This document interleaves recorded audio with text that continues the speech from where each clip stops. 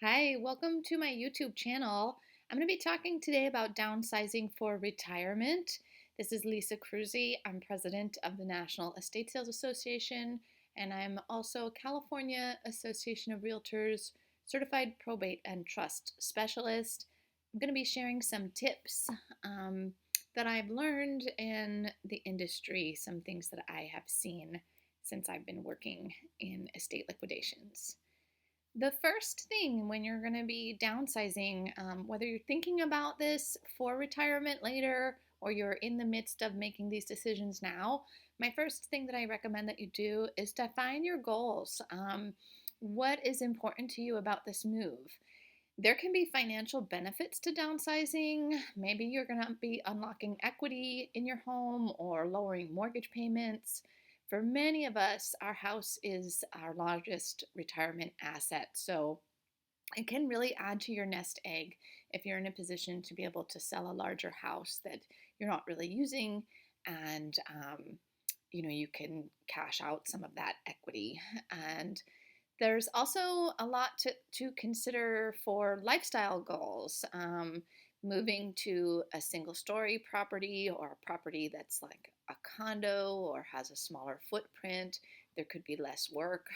If you're going from a single family home to a condominium, for example, a lot of the maintenance that you might be dealing with on your own right now can be covered with your homeowners association. So things like the roof, exterior paint, landscaping. You'll have to check the HOA rules of the condo, but many times some of those things or all of those things can be things that are not going to be your individual responsibility. They'll be covered by the association. For some people, moving is just a matter of being close to friends, family, better health care, good services, better weather, more activities for your lifestyle, or better amenities. The most important criteria for retirees who are downsizing, according to Transamerica Research, 53% said proximity to family and friends, so maybe moving to an area where their children or close friends have relocated to. An affordable cost of living is important to the same number of people. Access to excellent healthcare and hospitals is 41%. Good weather is 35%, and low crime rates 30%. Tip number 2, when you're going to be downsizing, compare your costs. Really take a look at what your numbers are going to be before and after. So look at your current costs versus what it's going to cost once you downsize. Your monthly payment, some people have paid off their home or will be buying a home with cash, but some people have a mortgage and taxes, so you want to look at what your monthly payments are going to be there. Your insurance, homeowners insurance costs can vary significantly based on the location, so watch out for flood and fire insurance in exotic areas. Sometimes it can sound like, a dream home to move out to a coastal area or to, someplace that's very wooded, but in some cases, particularly in California, you might have much higher insurance premiums if you're in a fire hazard zone or in a flooding area. Another thing is your monthly utilities, and your realtor can help you compare those to what you are currently paying, what they will be projected in the new property. And maintenance. A smaller home will usually cost less, but not always. So a good real estate agent like myself can help you with analyzing those costs. So for example, if you're currently in a home that was built in, say, the 1980s, but you're looking at a smaller home that was built in the 1950s or 1920s, if that other home that you're looking to downsize to has original pipes and original electrical and other systems, that even though it's a smaller home, you could be facing a lot of updates or failing systems that are going to need to be replaced. So work with me. If you're using me as your realtor, I'm happy to help you analyze things. Prop 19, I recommend that you get an understanding of Prop 19 if you don't already. It's a new law in California, and under Prop 19, everybody 55 and older, and a couple of other characters, categories of homeowners, like victims of disasters and stuff, can up to 3 times sell an existing home and transfer the tax basis for that property to the new home. And under Prop 19, whether or not the base year value of your originally purchased residence can be transferred without any adjustment, that depends on the fair market value of both properties. So if you're going to use Prop 19, you have to sell your current home first, move to the new property, and then you file your application with the county assessor's office in your new location. And the way that they determine this is if the fair market replacement property doesn't exceed the fair market value of the original residence, then your tax basis will be transferred without any adjustment. So let's say you purchased a home for $100,000, and that's your original tax basis, and you sold that home for $700,000.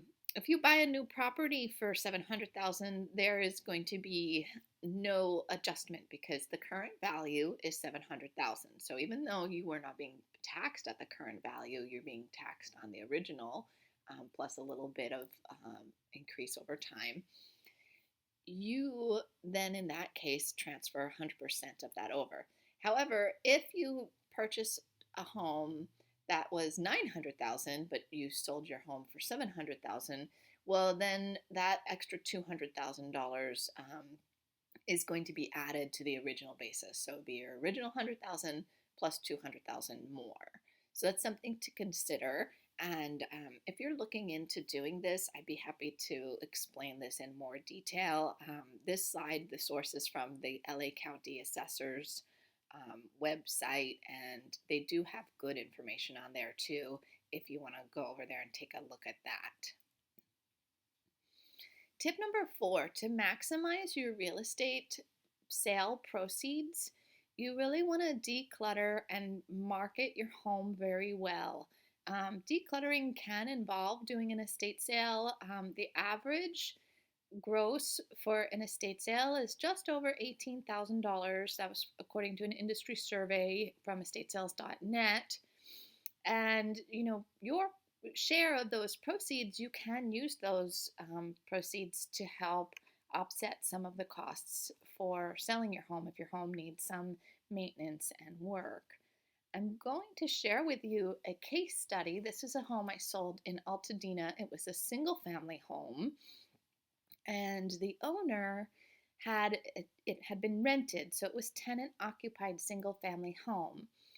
And she had not really wanted to have her tenant have to move out. The tenant had been there for many years, and she said, let's just try to sell it without having her move. So I did show it. I had people who were interested in it, but everybody was offering $800,000. I really couldn't get any offers above that. Of course, some offers were for less than that, but the investors, those are usually who was looking at a property where it's not, really show ready in our market. In our market, the best return for your real estate transaction is going to be if you're marketing that property to a home buyer. They're going to pay the most per square foot for your home. So this is the home. These are on the left side is before and after. So when we first were trying to market it, this was when you walked in the front door. There were all these personal collectibles. There was a desk there. There's, I think some kind of a vacuum. And then on the right side of the slide, that is what that space looked like after it was repainted, obviously emptied of the tenant and the personal property, and then we staged it and took really good professional photos. You can see it's very light and welcoming looking. Um, the, we showed off those big windows that they had in the property, which when it was tenant occupied were really closed off. You can see the slide on the left. It's pretty dark looking in there.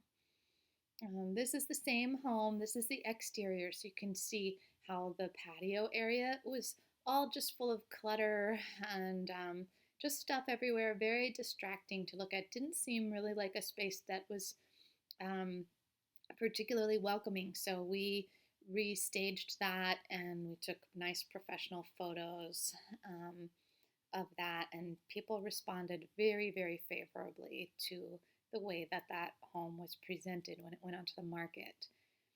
So the as-is value was 800,000. There was a budget to use to empty, repair. It needed to be painted. There were some other maintenance issues to be done, and for staging. So the total budget was about $38,000. Once that was all done and it went onto the market, it sold for $950,000 cash in 11 days. So the added profit as a result of decluttering and marketing, the added profit that that seller gained was $112,000 for their property. So really don't underestimate the value of how much more you can make when you're willing to address these issues of decluttering your home before you want to downsize. Tip number 5 is personal property takes time. So don't underestimate the scope of work. You'll have to thin out possessions if you're going to move to a smaller home. So you have to start as soon as possible. In my experience, a lot of times people postpone this. They know it's a big task, or sometimes people think that it can be just done in a weekend or two, and they're going to just finish it all up really quickly. And you have to remember, when you're sorting through your home, it's a lifetime of memories. It does take a lot of time to choose what you're going to keep and what you're going to donate or sell or give away to friends and family. So get help from your kids, your family, your friends, if they may be available to help you make decisions. If you think they will be good and helpful, definitely ask them for help and support. If you can't get people, or it's going to take too long for your family and friends to be available, definitely consider hiring an organizational expert or a liquidation expert to help you with that. Because when you look at those savings, that extra $100,000 on some properties, or even more possibly, it's definitely worth it to address that, even if you need to hire outside help. And my other tip is, do not move items you aren't sure you want, because really the time to take care of this is at the downsize. So if you're going to have an estate sale or a garage sale or donate things, the last thing you want to do is pay to move property around and then have to try to figure out, oh, well, I didn't want that. It doesn't fit. How am I going to get rid of it now? So be careful and think really carefully about what things you do want to keep. Tip number 6, values of personal property really are fleeting.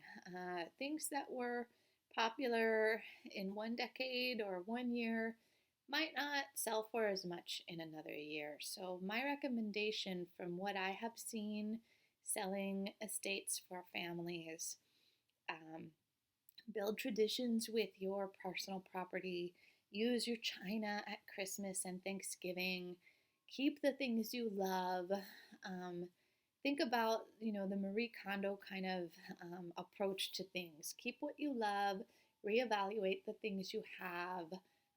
Every once in a while, look through and ask yourself, do you still love it? Or maybe, when is it time to let go or pass something on to somebody else? And I know this is a hard thing to do, but when you think about, what is a month or a year of your ideal life worth? So if you've been postponing dealing with these things, if it just seems overwhelming, just keep that in mind. If you have another place that you want to be, if your current situation, if it's too expensive in your home right now, or the house is too big or too much work. What would it feel like for you if you had your ideal life? And that can help to motivate you. I know it can be overwhelming. Tip number 7, attend to the details of your estate. Definitely speak with an estate planning attorney. Find out if you need a trust to avoid probate. Probate lawyers are paid based on a percentage of the value of your estate. It's not based on their time. So probate really costs a lot more. It slows down your transaction when you're in the market, and it can limit your buyer pool. If you have a house that is in probate, when we list it, we have to disclose that, and that can scare away some buyers, and you don't want that. You want as many buyers as possible interested in your home. Tip number 2, ask your title company or an attorney about vesting for couples and families. My understanding is community property with right of survivorship as an option in California is a great way to take title to your home. Take a look at it, do some research, and get a second opinion on that. But it can really help you because if your partner passes away, you will get at that time the step-up basis on the valuation of your property, which will really save you when you go to sell your home a lot. It could potentially save you a lot of capital gains taxes. And number 3, find at least one person you love and trust, even if you have to hire a fiduciary or somebody of that nature, that you can tell them where you're hiding things like your safe deposit box key, diamonds, gold, where your complete trust papers are, and your will documents, grandma's ashes, etc., things like that. I, as an estate liquidator, had so many times where families would have been looking through a house for a long time on their own and still were not able to identify where those things were. And we would have to go in with our crew and be looking for them. And we did, in many cases, find safe deposit box keys that families couldn't find, collections of gold, hidden gold and silver. But definitely, it will slow down the process for your heirs and loved ones if you have to have your estate seller do that instead of your family or a fiduciary. And lastly, this is my website, sgvlistingagent.com. If you want to get a home valuation, check that out. You can also text me or call me or use this QR code. If you scan that QR code, it will take you to my calendar and you can book time with me. We can talk about your situation together. And this could be either a phone call, it could be a Zoom meeting, you could come into my office, we could meet for coffee, or I could go to your home. We can set this up however you want, but I'll do a free, no cost, no obligation consult with you to talk to you about your unique circumstance, because every estate is unique, every family is unique, and my goal is to help you reach your exact goals for your exact needs. Thanks for listening to my video.